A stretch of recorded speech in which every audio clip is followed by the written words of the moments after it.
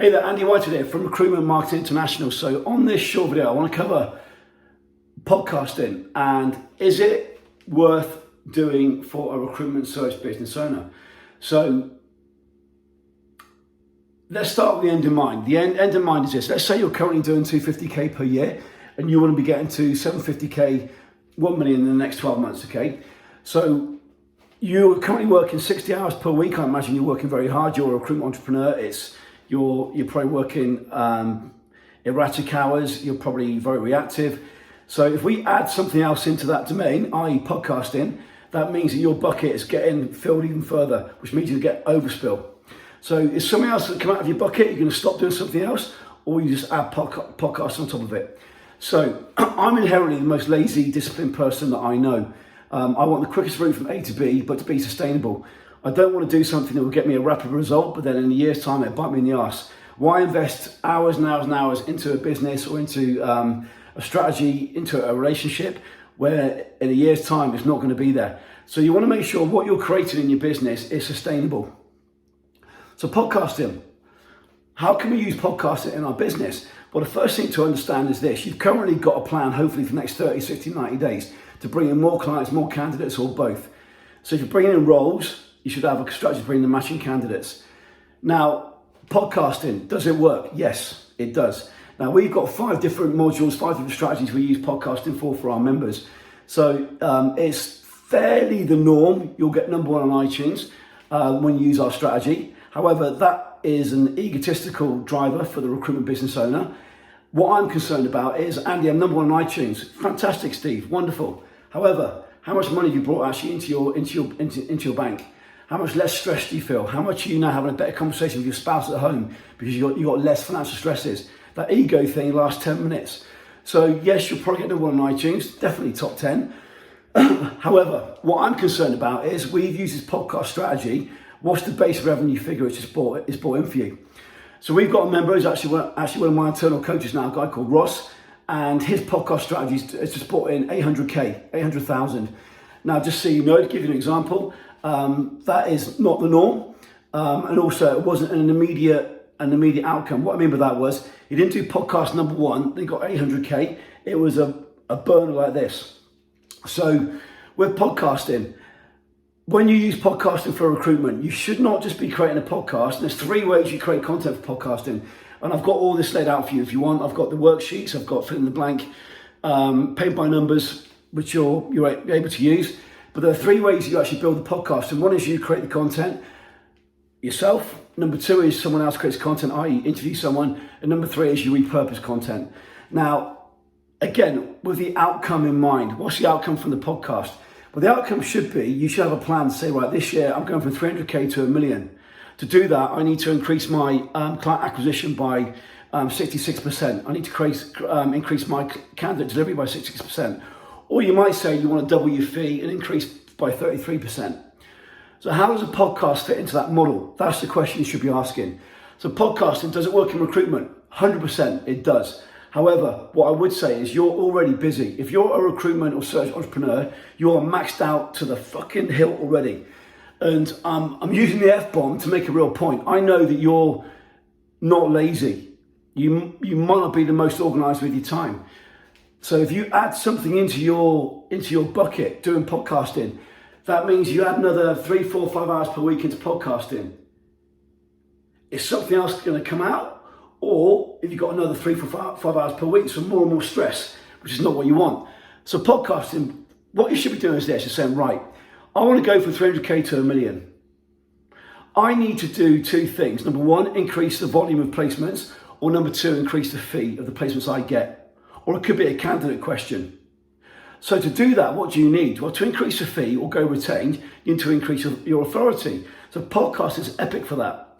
And with podcasting, you can really focus on increasing your fee and getting more placements right now by 2 things. Number 1, you can partner with, interview the clients that you want. So for example, it could be the CEO of the companies that you deal with. So you might deal with logistic companies in Texas, and you might interview the top 20 CEOs there. And you get the first 2 or 3 and the rest will follow. But then you interview them, but then that interview should turn into business. So then the question becomes is how do I know who's actually hiring? So you might actually interview 3, 4, 5 CEOs. That might take 20 hours of your time. You know, you've got the reach out, you've got the connection process, but they're not hiring. So you need a filtering process. Now we've got templates, we call it the Maven email template. And this came about from well, I was gonna say 5 years, maybe 7 years ago. And this originated from a webinar strategy. And one of our members reached out to a leader, so an author on Amazon, a best-selling author on Amazon. We reached out to this person and they wanted $5,000 to speak on their webinar. What we then did is we went through a process of testing. And essentially what we did is we made it in their interest to do this webinar, i.e. we're giving them this platform. So because my members have, for example, if there are 10,000 CEOs in their niche, they'll have 5, 6, 7, 8,000 of those in their database. So if they do a podcast with an author who's got a book or a program, what we can then do is disseminate that podcast out to the 5, 6, 7,000.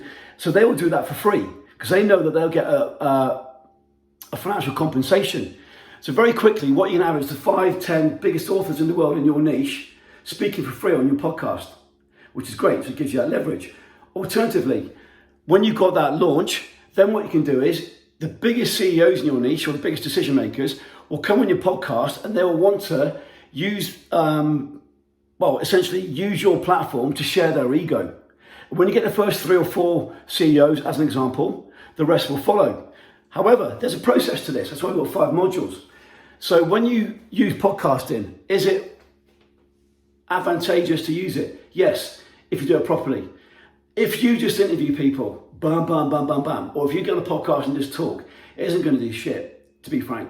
So you've got to be really careful and really laser focused about, right, this year I want to go from 300K to $1 million. I need to get 66% more placements.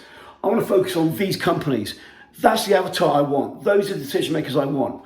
It might be you need to deal with HR and they become part of your process. So it becomes a targeted process.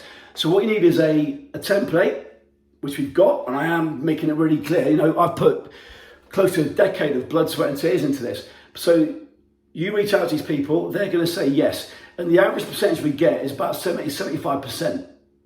And these are for speakers that often would be charging 5, 10, 50,000 on stage. That's the first thing. So we reach out to them, so we give them a platform. Number 2, what we then do is we have this interview, or you create the content yourself. I recommend the second, because less overhead on your part. But what we're actually interviewing them on hits the hot buttons of your potential clients. So when your clients are listening, it's you're becoming a solution provider. And what we also do is before we do the interview with this person, we reach out to your clients and say, right, I'm interviewing Brad Pitt. What does ABC company want Brad Pitt to share that can help your business in the next quarter? What projects have you got coming up in the next quarter which have constraints? How can Brad help you? I will specifically speak to you before that webinar or before that podcast in this case. When's a good time to talk? Now you know that he charges $15,000 to speak on stage. I want to make sure your question gets answered. So when you start integrating this, and this really is, say we've got 5 modules, bam, bam, bam, follow the steps. What happens is, in this case of Ross, 800,000 worth of roles. Is that the norm? Not the norm, but it's a norm to get #1 on iTunes, and it's a norm to bring a whole ton of business in. And again, if you're going to make the effort to do or create something in your business, one of the things that's become bastardized in recruitment search is let's do a blog, let's go on Snapchat, let's do a video, let's do a webinar. Where is the plan? Your plan is to go from 300K to $1 million. How does that fit into your plan? Now you've got 2 kids, you've got a wife. Now the time you've got 40 hours per week of reactive stuff that you need to be doing. You've got 20 hours to actually go out and create these campaigns. So when you use these 20 hours, where are you doing that? Because you're probably working 60 hours now. Now, if you start applying our strategies over time, like Laura Anderson, she works 20 hours per week, is doing 7 figures.